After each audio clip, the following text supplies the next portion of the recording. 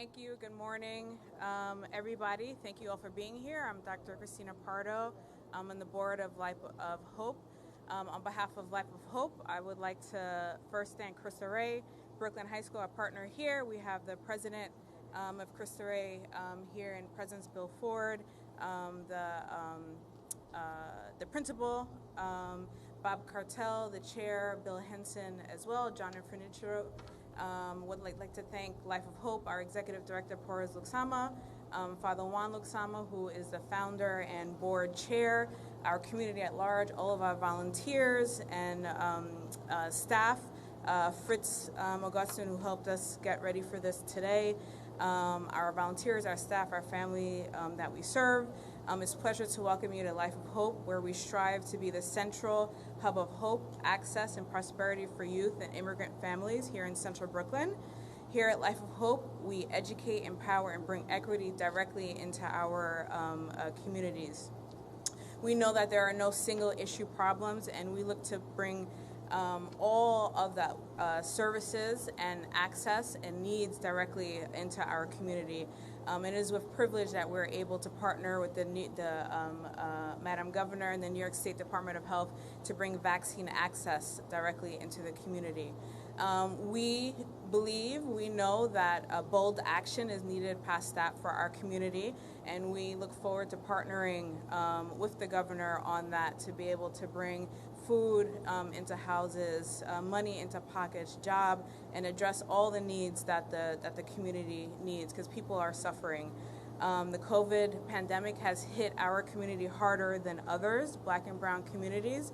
And here, where our community are mostly Caribbean and Haitian descent, the depths of the impact go beyond the numbers. I'd like to, again, even more important that we are here today in the center of the Haitian community of New York, when this community has suffered multiple levels of traumatic events this summer. So important to bring the services and the access that they need directly here. So I'd like to thank Governor Hochul, all of our elected officials, all of our partners in the community, our partners in the city for help making us bring the action directly to the community, including our council member, Farrah Lewis. Thank you.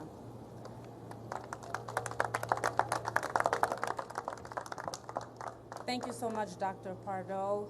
Good morning, everyone. I'm Councilmember Farrah Lewis. I represent the 45th Council District where we are today, and I want to thank Governor Hochul for organizing today's Vax to School event, and this conversation is very important. We faced unprecedented times in this district in Central Brooklyn, and I know how much our scholars and our students mean to Governor Hochul, and why it's very important for our students to be immunized to return back to school. I would like to acknowledge some very important leaders and stakeholders who are here with us this morning. We have with us New York City Council member Matthew Eugene. We have with us this morning Edu Hermelin, the 43rd Assembly District leader. We have I would like to also acknowledge two of our leaders who could not be with us this morning but would like to send their regards. Crystal Hudson, an incoming council member, and also Rita Joseph, who will be the incoming council member for the 40th District, as well as we have with us this morning LaShawn Robinson, the Department of Education's Deputy Chancellor for Schools, Climate, and Wellness.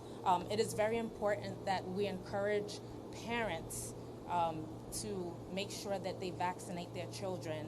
It's very important for our kids to remain safe, to remain healthy, but most importantly, to protect them against COVID-19. And this is a way for us to fight back against the pandemic. But without further ado, I would like to bring to the podium someone that's very important to our state, the first woman to represent as our governor for the state of New York, but someone who cares a lot about Central Brooklyn, our students, and our community. And I want to thank her so much for her staunch advocacy throughout the years, but most importantly, in a time such as this, as we need our students to get vaccinated. Without further ado, I would like to invite Governor Kathy Hochul to the podium. Thank you so much.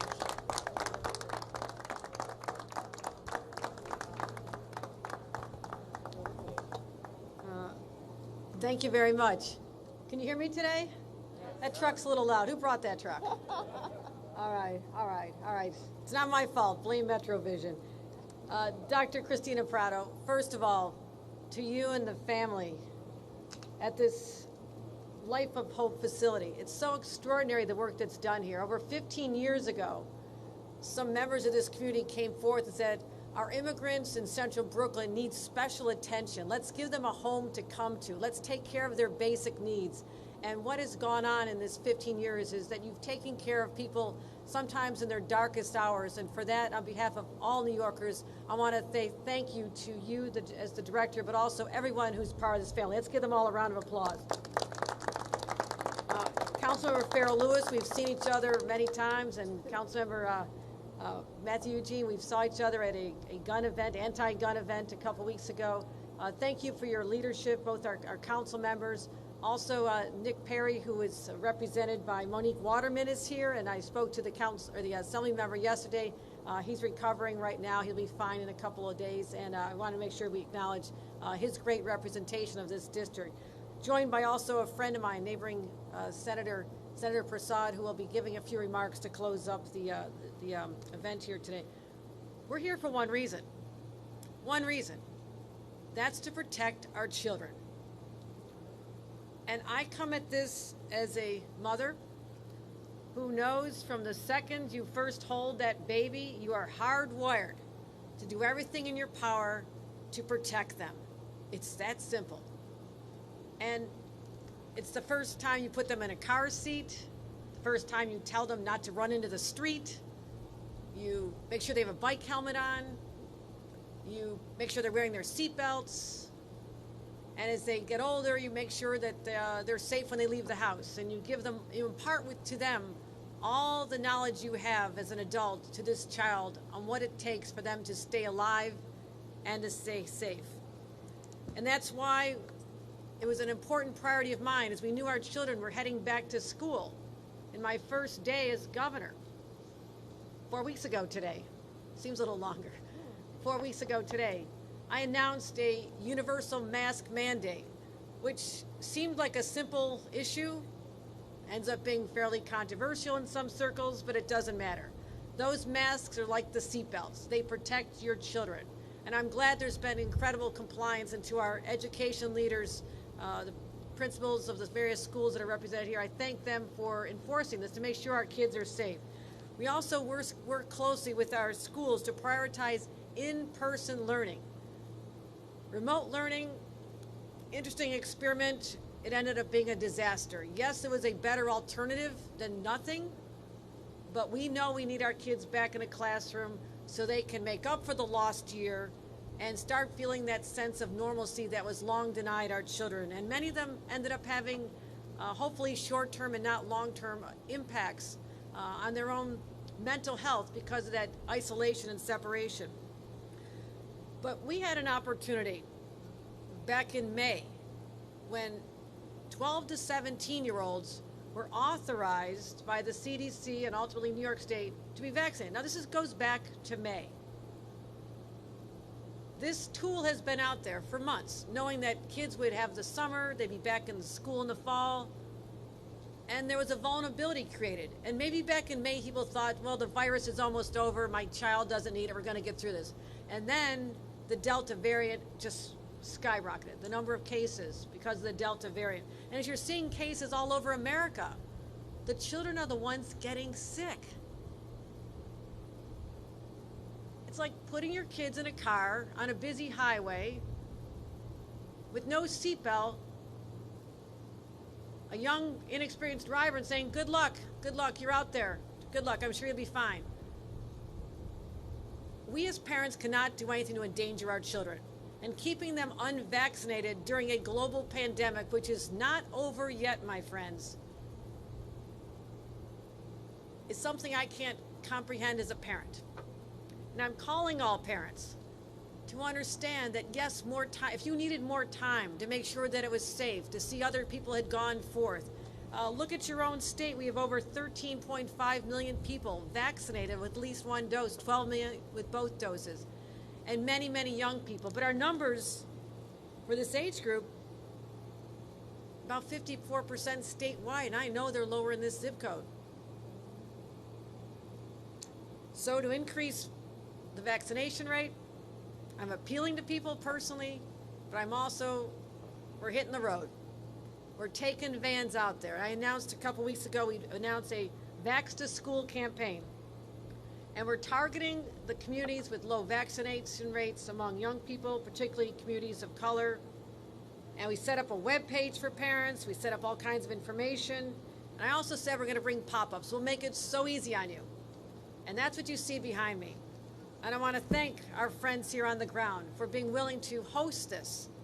And we're going to have over 120 sites and vans all over the state to make sure that parents, first of all, visibly see how easy this is, and in partnership with the schools, let's get the parental consent forms in the hands of parents, make it normal, make it seem just another routine, just like you couldn't go to kindergarten without your vaccinations, my friends. We all know that. And this program will run through the fall. And this clinic here is going to be from 11 a.m. to 5:30 tomorrow. So parents, protect your kids. This is the combination of their seatbelt, their bike helmet, and car seat, everything else that you would do naturally to protect your child. Getting them vaccinated should be just as natural as that. It's safe, it's smart, and you will not regret it. Because I cannot imagine the regret a parent does feel when they had their child unvaccinated, that child gets sick or worse. I'm going to guess as a mom, that's the guilt you do not want to live with.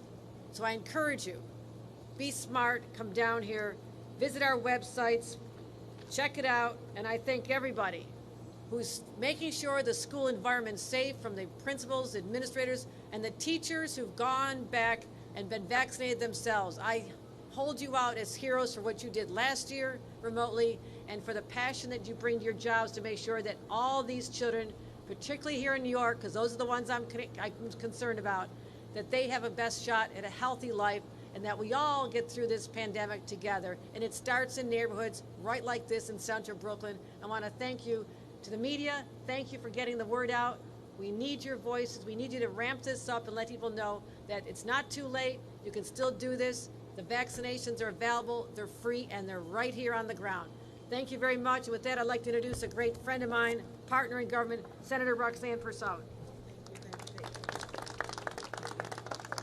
Good morning, everyone. I am Senator Roxanne Persaud, and I represent the 19th Senate District, a district that was devastated by COVID, a district that we are working diligently to ensure that everyone gets a vaccine.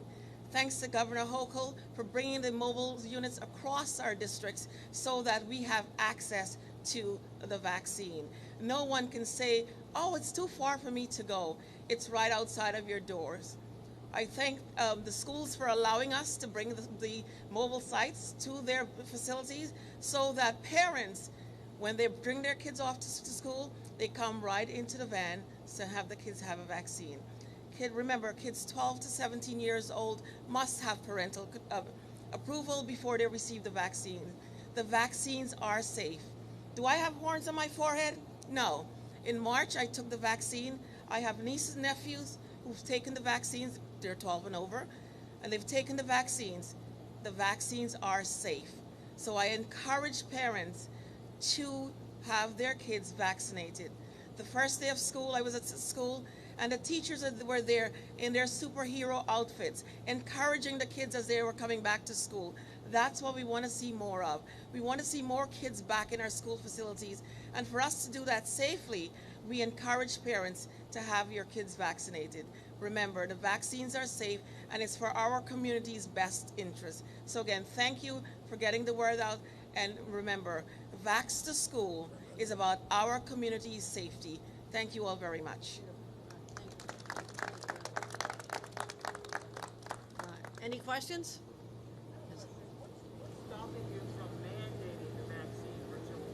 I have said that all options are on the table. I'm watching the numbers like a hawk, and we're making sure that, first of all, we want to go at it voluntarily, and I'm hoping that people hear this additional call and that it's safe, that it's accessible, it's right in neighborhoods. But if the circumstances change and I'm not satisfied with our progress and the numbers continue to increase and our children are not safe, I'm willing to consider anything. Pfizer sounds like they're going to get the emergency approval for kids 5 to 11 years old. What do you think about that? They're going to be pushing for parents to also get those kids vaccinated at that age range as well to come down and about COVID. Absolutely, absolutely. And I'm encouraged by the preliminary signs, but I'm going to wait until all the data's there. The science is going to continue to drive what we do here in the state of New York, so I'll wait to see what the clinical trials reveal, also the CDC recommendations, and then it comes to the state of New York. where we'll very quickly have it go through our review committee to make sure that we have that extra New York State seal of approval to get out there. And I think that also gives New Yorkers confidence to know that it's gone through multiple levels of review. I'm excited about it. If I'm a parent of a 5-year-old heading off to school, I cannot wait to be able to get that safety protection into my children's arm and know that they're going to be safe when they leave their home. So yes, we're very excited about this possibility. Also on boosters, we are prepared. I know this week we'll have a final confirmation from the federal government on boosters. We have already allocated $65 million to local governments all over the state to start ramping up for boosters, whether it's the 65 and up to start. But I believe that that is the way to go. You know, you can't be protected enough against this pandemic. What are people waiting for? It's right there. We are in a far better place than we were a year ago when we didn't have a lifeline. We didn't have any hope. You just prayed that you didn't come in contact and succumb to it. That's all you had was hopes and prayers. Today we have a vaccine. Our prayers were answered in that we have a vaccine. And I still can understand why everybody in America has not been vaccinated. And I'm going to do the best I can here in the state of New York. Yesterday, the mayor announced 2 changes to the COVID policies in schools. One was testing weekly instead of bi-weekly, but the one that seems a little more controversial is allowing unvaccinated students who are exposed in a classroom to a COVID case to remain in school as long as they stay distant and have their masks on. Do you support that? We're watching to see the results of that. Again, I'm engaging in a different philosophy, very different philosophy. I want to empower local officials to do what they think is right, as long as they meet our statewide standards. And I'm willing to let the mayor undertake this. He's very focused, as I am, on keeping kids in school, because when they are home and they're not symptomatic and they've just been exposed and they're wearing their masks, that is a safe situation. But if it determines that it's not, then we'll take action. I think the public also understands there has never been a playbook on how you deal with a global pandemic. We have had to do some things. All we do is based on the science and the data in front of us, but we also have to inject some creativity in how we have to ensure the overall objective, keeping people safe, also coincides with educating our kids. We cannot forego the opportunity for kids to be in classroom as long as we ensure their safety and the safety of the students around them. Okay, last question, guys. We got all your questions. Bingo. Thank you, everybody. Appreciate you coming out.